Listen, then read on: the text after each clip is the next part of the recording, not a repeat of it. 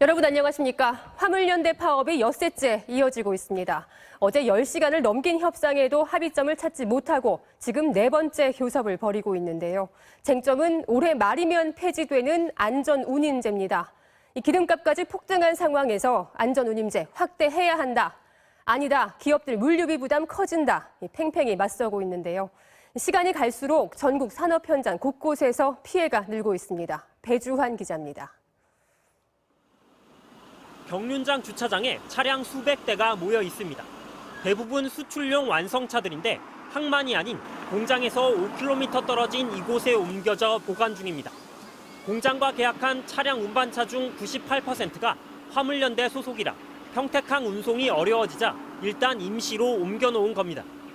화물연대 파업이 엿새째 이어지면서 물류 차질 피해도 커지고 있습니다. 인천항에서 반출입된 컨테이너 개수는 평상시에 5% 수준까지 떨어졌고 평택 당진항은 7%, 부산항 역시 29.1% 수준을 기록하고 있습니다. 납품이 지연되면서 위약금이 발생이 되고 아마 이것들이 해외바이오와의 그런 신뢰라든가 큰 영향을 미칠 것 같아서 좀 매우 걱정스러운 상황입니다. 특히 자동차, 철강, 시멘트 등을 중심으로 생산 출하량이 떨어지고 있는데 정부는 긴급 물량의 경우 경찰의 보호를 통해 운송을 돕는다는 계획입니다. 하지만 사태 해결이 달린 정부와 화물연대 사이의 협상이 아직 지지부진한 상태입니다. 어제까지 3차례 걸친 만남에도 합의점을 찾지 못했고 오늘 4차 교섭이 다시 열렸는데 양측은 최저임금격인 안전운임제의 확대를 놓고 팽팽하게 맞서고 있습니다. 요소수 파동 때부터 최근에 유가 폭등까지 정부에 계속 좀 대책을 마련해 달라고 호소하고 요구해 왔음에도 불구하고 아직까지 뚜렷한 대책이 없는 상황에서 파업 장기화 조짐이 보이자 경제계는 국가 물류를 볼모라하는 극단적 투쟁이라며 즉각 운송에 복귀해야 한다고 화물연대에 촉구했습니다. 그러나 화물연대는 안전운임제 확대가 총파업의 핵심적인 요구안이라며 쟁점을 호도하는 입장문이라고 반박했습니다. MBC 뉴스 배주환입니다. 여야의 수장이죠. 이준석 국민의힘 대표와 우상호 더불어민주당 새 비대위원장이 오늘 각각 기자간담회를 열었습니다. 이준석 대표는 당내 견제에 맞서면서 이제 제대로 내 정치를 하겠다며 조기 사퇴론을 일축했고 우상호 위원장은 앞으로 당을 분열시키는 발언에 엄격하게 대응하겠다며 당 내분 수습에 나섰습니다. 김재경 기자의 보도입니다. 취임 1주년 기자간담회. 국민의힘 이준석 대표는 이제부터 내 정치를 하겠다고 선언했습니다. 네, 이제 제대로 자기 정치 한번 해보겠습니다. 제가 옳다고 생각하는 당을 만들기 위해 가지고 제 의견을 더 많이 투영시키겠습니다. 오는 24일 자신의 성상납 의혹에 대한 당 윤리위의 징계수위 결정을 앞두고 조기 사퇴론을 일축한 겁니다. 윤석열 정부의 성공은 공정한 공천 규칙에 달려있다면서 당 혁신위에 대한 반발에도 적극 반박했습니다. 친이가 친박 죽이던 시절, 친박이 친이 죽이던 시절밖에 없습니다, 머릿속에. 개혁을 발목 잡는 수단으로 사용하는 이런 좀 시대착오적인 발상들은 안 했으면 좋겠습니다, 이제. 정진석 의원을 향해선 지방선거 공천 권한도 줬는데 선거가 끝나니 공격하는 건 무슨 상황이냐고 재차 비판했습니다. 첫 기자간담회를 연 우상호 민주당 비대위원장은 먼저 개파간 날선 발언에 경고령을 내렸습니다.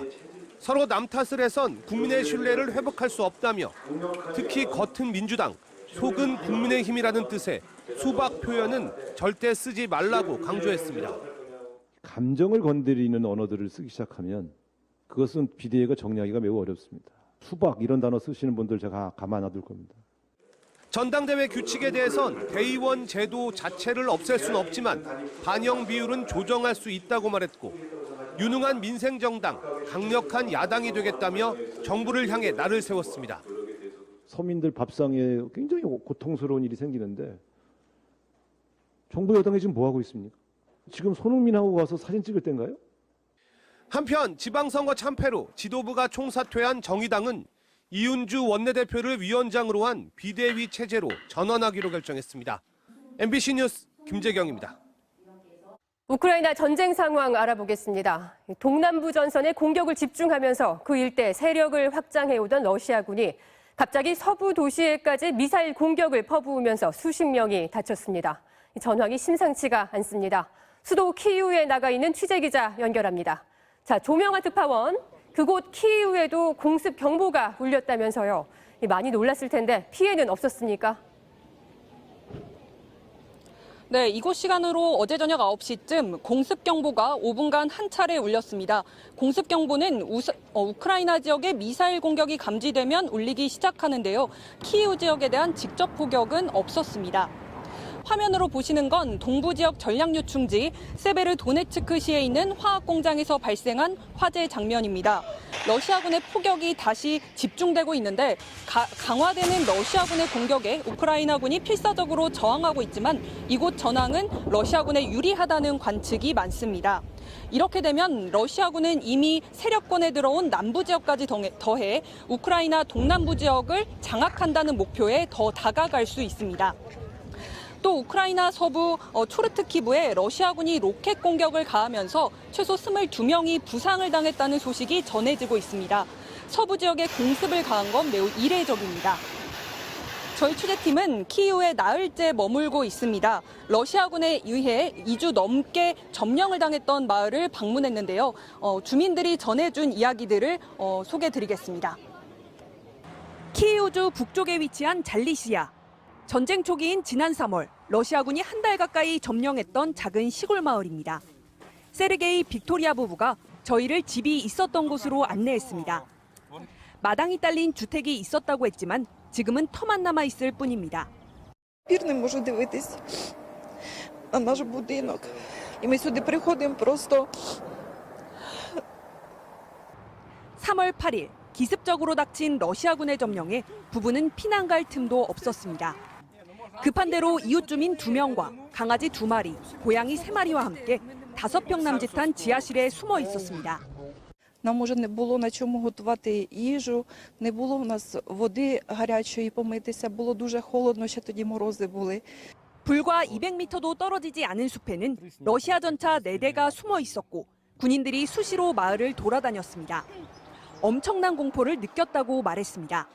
Ми в погребі перебували 14 днів, нібито 14 місяців ми там були. Такі дні були ці складні, довгі. 지하실에 보관하던 절인 음식을 먹으며 보름을 버티다 가까스로 탈출했지만 이틀 뒤엔 러시아 전차의 포격으로 집이 완전히 무너졌다는 소식을 들어야 했습니다. 러시아군은 차를 타고 대피하는 주민을 향해 총을 쐈고 생존한 여성들은 따로 데려갔다고 말했습니다. 실종된 사람은 더 많다고도 했습니다. Чуємо постріли. Їх забрали, а цей чоловік, який коло машини водитель, 7 днів там лежав. 러시아군이 2주간 머물렀던 마을입니다. 건물이 러시아군의 포격으로 외벽 일부만 제외하고 모두 무너져 내렸습니다. 이 마을의 주택 120채 가운데 80%가 모두 파괴돼 수리가 불가능한 상태. 우리는 우크라인이다라고 쓰인 티셔츠를 입고 인터뷰에 나온 부부는 참상의 현장을 한국에 생생히 전해달라고 거듭 당부했습니다. MBC 뉴스 조명아입니다. 우리나라 순수 기술력으로 개발한 우주 발사체 누리호의 2차 발사 예정일이 사흘 앞으로 다가왔습니다. 지난해 안타까웠던 실패를 딛고 현재 기술 점검 등의 만반의 준비를 마친 상황인데요. 최대 변수로 꼽혔던 날씨 역시 발사에 지장을 주지 않을 것으로 보입니다. 조재영 기자입니다. 앞으로 사흘 뒤인 6월 15일, 작년 10월 1차 발사에서 아쉽게 절반의 성공을 거둔 누리호가 2차 발사에 도전합니다. 모든 조립과 1, 2, 3단 결합을 마쳤고 주말 동안 최종 마무리 작업에 들어갔습니다. 1차 발사 때 실패의 원인이었던 3단 엔진의 조기 연소 문제에 대한 기술적 보완도 끝났습니다. 지난 발사 당시 데이터들을 정밀 분석해 헬륨 탱크가 계산된 하중보다 1.5배 더 견딜 수 있도록 튼튼하게 설계했습니다. 이제 남은 변수는 날씨인데 기상청은 누리호 발사에 지장을 줄 만한 날씨 변수는 없을 것으로 전망했습니다. 발사 전날인 14일, 나로 우주센터가 있는 고흥군 외나로도엔 비가 예보됐습니다. 하지만 예상 강수량이 5mm 내외로 누리호 이송과 기립 작업엔 큰 문제가 없을 것으로 보입니다. 가장 중요한 발사 당일에는 비교적 날씨가 맑겠고 발사장 인근 20km 이내의 낙뢰 가능성도 높지 않습니다. 바람도 지상풍과 고층풍 모두 발사 기준을 넘지 않을 것으로 예측됐습니다. 바람이 물론 약하진 않습니다. 강한 부분이기는 하나 현재까지 기준으로는 이제 발사에 영향을 줄 정도로 강하진 않은 것으로 보여집니다. 현재 누리호의 목표 고도는 700km지만 궤도 오차를 5%로 두고 오차 내 고도에 들어가면 2차 발사는 성공입니다. 이번 발사에 성공하면 우리나라는 자체 기술로 1톤 넘는 위성을 쏘아 올린 세계 7번째 곳이 됩니다. 다만 마지막 돌발 상황에 대비해 누리호의 발사 여부는 내일 오후 최종 결정됩니다. MBC 뉴스 조재영입니다. 20대 조카가 50대 고모 부부를 살해한 뒤 자신도 스스로 목숨을 끊은 사건이 발생했습니다. 경찰이 사건 경위와 범행 동기를 수사하고 있습니다. 한태연 기자가 취재했습니다. 오늘 새벽 4시 9분쯤 칠곡군 외관읍의 한 단독주택에서 50대 부부가 숨졌다는 신고가 경찰에 접수됐습니다. 신고한 사람은 이 집에 사는 80대 여성으로 경찰 출동 당시 50대 부부는 흉기에 찔려 이미 숨진 상태였습니다. 경찰이 집 안팎을 수색한 결과 1시간 뒤인 새벽 5시 2분쯤 이 주택 옥상에서 숨진 20대 남성을 발견했습니다. 경찰은 20대 조카가 50대 고모와 고모부를 흉기로 찔러 살해한 뒤 극단적인 선택을 한 것으로 보고 있습니다.